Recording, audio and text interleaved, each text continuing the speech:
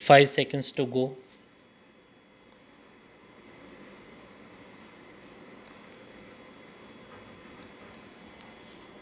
Start. The decree holders applied for execution sometime in the year 2010 after making the deposit of the decretal amount on 7th October 2010. The judgment debtor filed an application before the executing court objecting to the execution of the decree as the amount in question was not deposited by the decree holders within the stipulated time, rendering the decree inexecutable in the absence of extension of time. The executing court upheld the objection, holding as under.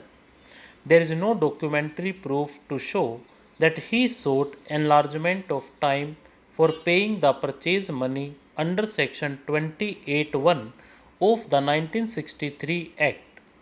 Without seeking extension of time, the respondent herein filed this EP on 7th October 2010, that is, after a period of 2 years 2 months.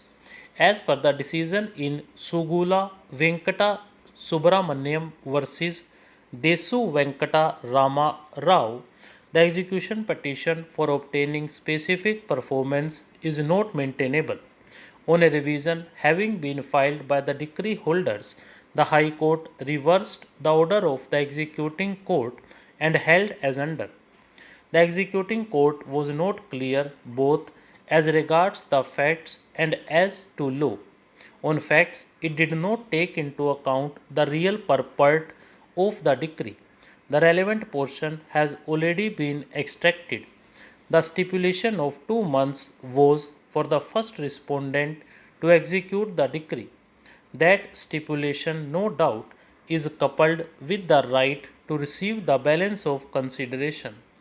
There was nothing on record to indicate that he ever made any effort to collect or demand the balance of consideration from the petitioner within that time.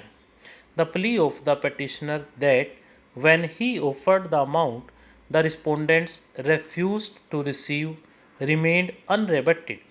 The first respondent did not file any rejoinder to the counter affidavit. As observed in the preceding paragraphs, the executing court did not record any evidence of the parties. Therefore, the finding recorded by the trial court in this behalf cannot be sustained. When valuable rights accrued to a party on account of the suit for specific performance being decreed, they cannot be taken away on the basis of such an untenable finding. On the aspect of law, the executing court proceeded as though Section 28 of the Act gets attracted, though it did not mention in so many words. Firstly, the first respondent himself did not invoke that provision.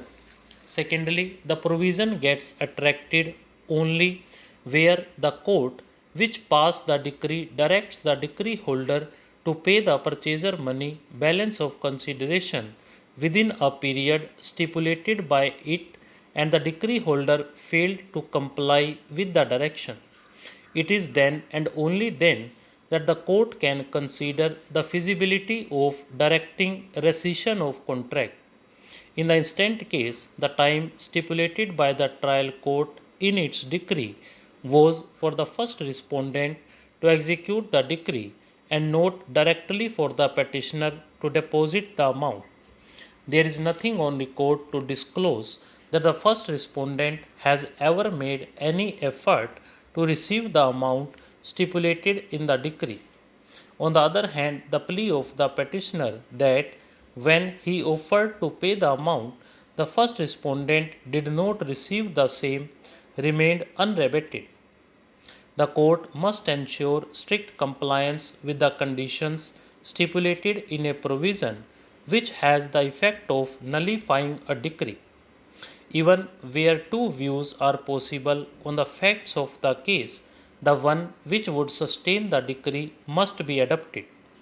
This court looked into Order 20 Rule 12A CPC, which provides that in every degree of specific performance of a contract, the court has to specify the period within which the payment has to be made. In the said case, the period was 2 months from the date of the decree. The court took notice of the fact that in the absence of the set time being extended, the decree holder could execute the decree only by making the payment of the decretal amount to the judgment debtor or making the deposit in the court in terms of the said decree.